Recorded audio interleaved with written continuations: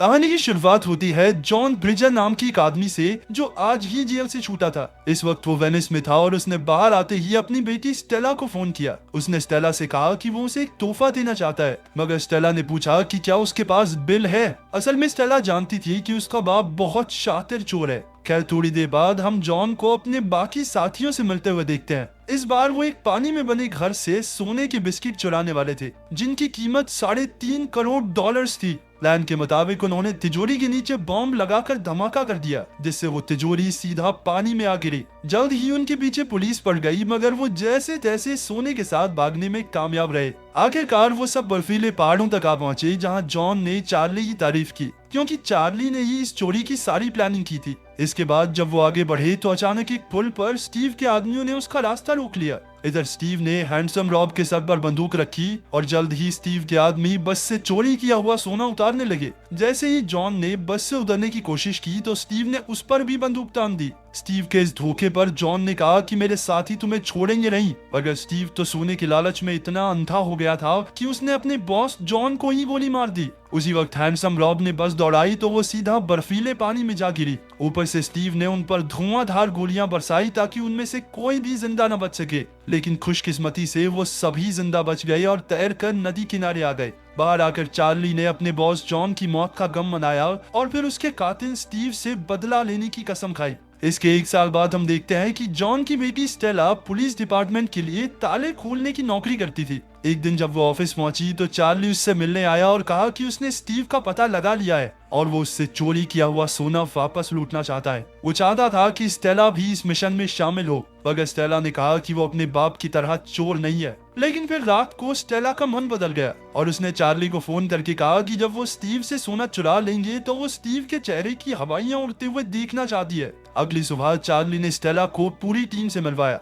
और जल्द ही वो सब अपने प्लान की तैयारी में जुट गए। सबसे पहले उन्होंने स्टीव के घर का पता निकाला और कैमरास की पहचान की। इसके बाद उन्होंने स्टेला को जासूस बनाकर स्टीव के घर भेजने का फैसला किया, क्योंकि उनमें से सिर्फ वही थी जिसे स्टीव नहीं जानता था। वहीं दूसरी ओर स्टीवन येवहेन नाम के एक आदमी को सोने के बिस्किट्स बेच रहा था। येवहेन ने उससे 4 बिस्किट खरीदे और कहा कि वो आगे और भी सोना खरीदेगा। वहीं चार्ली की टीम स्टीव के हर कदम पर नजर रखे हुए थी। उन्होंने स्टेला को टीवी ठीक करने वाली मैकेनिक बनाकर स्टीव के घर में भेजने का फैसला किया। इसके लिए रॉब ने एक मैकेनिक महिला से मीठी मीठी बातें करके उसे बहलाया और उसके साथ रात गुजारी। फिर अगली सुबह उसने उस लड़की की यूनिफॉर्म और उसकी वैन की चाबी भी चुरा ली। भाई कतई गंदा आदमी है रॉब। जल्द ही उसने ये यूनिफॉर्म और चाबी स्टेला को दी और स्टेला ने केबल वाली का भेस बना लिया। इसके बाद लेफ्ट ईयर ने स्टीव के टीवी की तार काट दी ताकि स्टीव केबल वालों को फोन करे। फिर उन्होंने खुद ही स्टीव से बात की और स्टेला को उसके यहाँ भेजा। फिर स्टेला अपनी शर्ट पर छोटा सा कैमरा लगाकर उसके घर पहुंची। उसकी खूबसूरती देखकर स्टीव अपनी अमीरी का दिखावा करने लगा।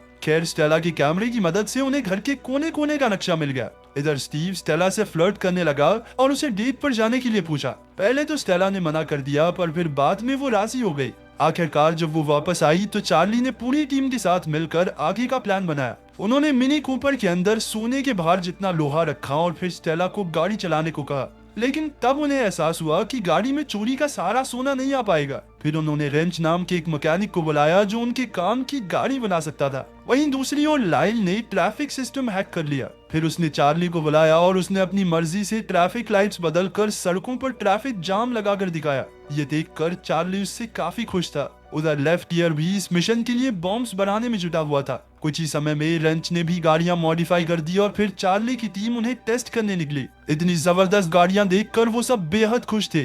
वहीं दूसरी ओर स्टीव और गोल्ड बिस्किट्स बेचने के लिए येवहेन के अड्डे पर पहुंचा। बातों ही बातों में येवहेन ने वेनिस में हुई सोने की चोरी के बारे में बात की, जिससे स्टीव थोड़ा घबरा गया। उसने गुस्से में येवहेन का गला पकड़ लिया और उससे पूछा कि उसने इस चोरी के बारे में किस किस को बताया है। येवहेन ने कहा भी कि उसने किसी को कुछ नहीं बताया, लेकिन स्टीव ने गुस्से में उसे डेस्क पर पटका और उस पर गोली चलाकर उसकी जान ले ली। कुछ ही समय बाद येवहेन का भाई मैशकॉव वहां पहुंचा। जैसे उसने अपने भाई की लाश देखी तो वो हक्का बक्का रह गया। असल में वो यूक्रेनियन माफिया गैंग का लीडर था और अब उसने अपने भाई की मौत का बदला लेने की कसम खाई। इसी दौरान चार्ली और लेफ्ट ईयर स्किनी पीट नाम के गुंडे से हथियार खरीदने पहुंचे। रास्ते में चार्ली ने लेफ्ट ईयर को कहा कि भाई उसको घूरियों मत, ठीक है।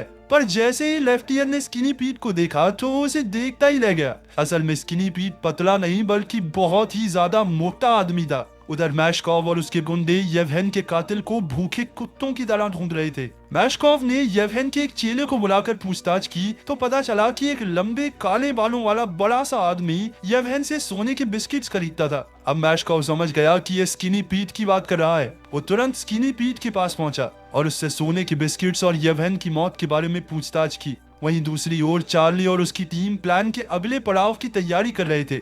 लाइल स्टीव पर नजर रखे हुए था और उसने देखा कि स्टीव स्टेला के साथ डेट पर जाने के लिए निकल गया था। जब चार्ली और उसकी टीम उसके घर से सोना चुराने पहुंचे तो उन्होंने देखा कि स्टीव के पड़ोसी पार्टी कर रहे थे। इतने लोगों के होते हुए वो यहाँ धमाका करके चोरी नहीं कर सकते, इसलिए उन्हें अपना प्लान कैंसिल करना पड़ा। अब स्टेला को मजबूरी में स्टीव के साथ डेट पर जाना पड़ा।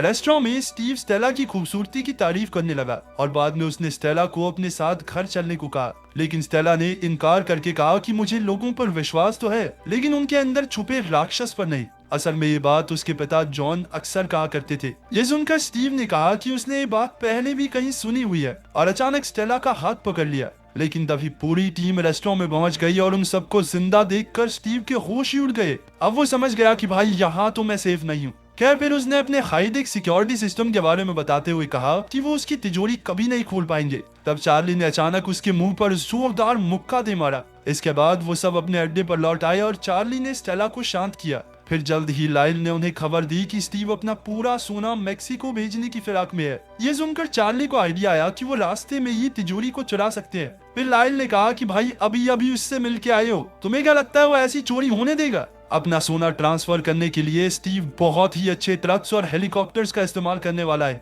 फिर बाद में स्किनी पीट ने चार्ली को फोन करके येवहेन की कत्ल के बारे में पूछा। इस पर चार्ली ने कहा कि वो इस बारे में कुछ नहीं जानता।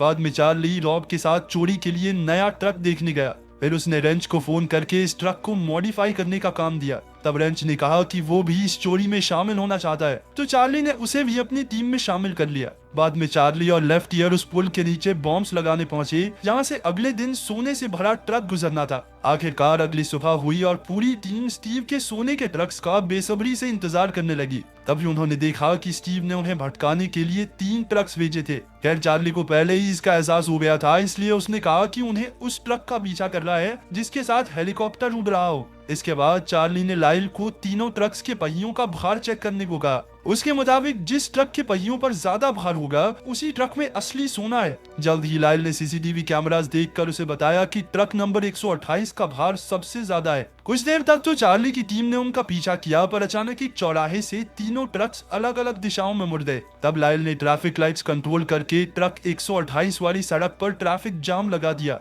उधर स्टीव ऊपर हेलीकॉप्टर से ये सब देख रहा था। उसने तुरंत अपने पायलट को पीछे मुड़ने को कहा। इधर लाइल ने ट्रैफिक लाइट्स की मदद से ट्रक नंबर 128 को अपने रास्ते से भटका दिया। जल्द ही चार्ली की टीम इस ट्रक तक पहुंच गई और दोनों ट्रक्स में जबरदस्त रेस शुरू हो गई। चार्ली का ट्रक तो सीढ़ियों से होते हुए ट्रेन स्टेशन भी पार कर गया और तभी लाइल ने एक बटन दबाकर ट्रेन भी रोक दी ताकि उनका ट्रक समय पर पुल के नीचे पहुंच सके। आखिरकार वो जैसे तैसे पुल के नीचे पहुंचे और रेंच के इशारे का इंतजार करने लगे। जैसे ही रेंच ने ट्रक 128 को पुल पर जाते हुए देखा, लेफ्ट ईयर ने पुल पर लगे बॉम्ब्स में धमाका कर दिया। इस धमाके से सड़क टूट गई और ट्रक सीधा नीचे आ गिरा। उसी वक्त रेंच ने एक बटन दबाकर सड़क पर फट्टा लगा दिया। उधर स्टीव ने अपने गुंडों को जल्द से जल्द ट्रक ढूंढने को कहा। इधर चार्ली की टीम को ट्रक तो मिल गया, मगर उसके अंदर की तिजोरी देखकर उनके पैरों तले जमीन खिसक गई। असल में ये वो तिजोरी नहीं थी जो स्टेला ने स्टीव के घर में देखी थी। चार्ली ने फिर स्टेला को इस तिजोरी को खोलने की कोशिश करने को कहा। स्टेला ने कहा कि इसका पासवर्ड पता लगाना बेहद मुश्किल है, इसलिए उसने ड्रिलिंग मशीन से तिजोरी तोड़ने का फैसला किया।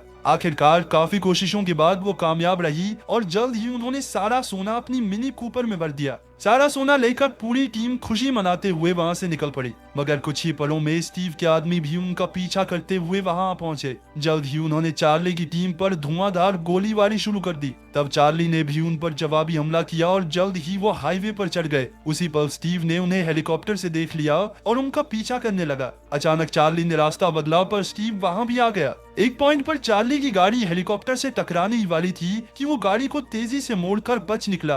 तभी स्टीव भी हेलीकॉप्टर से उतरा और किसी की गाड़ी चुराकर चार्ली का पीछा करने लगा। इधर चार्ली ने तुरंत मिनी कूपर एक ट्रेन के डिब्बे में चढ़ा दी और अपनी टीम के साथ दूसरी गाड़ी में भाग निकला। इधर स्टीव अब भी उनके पीछे लगा हुआ था। जब उसने चार्ली की टीम को ट्रेन के डिब्बे से निकलते देखा तो उसकी मुलाकात रेंच से हुई। उसने रेंच को वहां काम करने वाला समझ लिया और उसे $5000 का लालच देकर मिनी कूपर के पास ले जाने को कहा। रेंच ने पैसे लेकर ट्रेन के डिब्बे का दरवाजा खोल दिया, मगर ये क्या, उसमें से अचानक चार्ली बाहर निकला और स्टीव की बेवकूफी पर हंसने लगा, क्योंकि अब स्टीव के पास कुछ भी नहीं बचा था। अचानक स्टीव ने अपनी बंदूक निकाल ली और वो चार्ली को मारने ही वाला था कि उसी वक्त यूक्रेनियन माफिया गैंग वहां पहुंची। स्टीव ने उनसे पूछा कि तुम कौन हो, तो माफिया लीडर ने कहा कि वो येवहेन का भाई है। ये सुनकर स्टीव का खून सूख गया और वो कहने लगा कि येवहेन की मौत से मेरा कोई लेना देना नहीं है, मगर माफिया बॉस ने उसकी एक ना सुनी। मौका देखकर स्टेला ने भी अपने पिता की जान लेने के लिए स्टीव के मुंह पर जोरदार मुक्का मारा।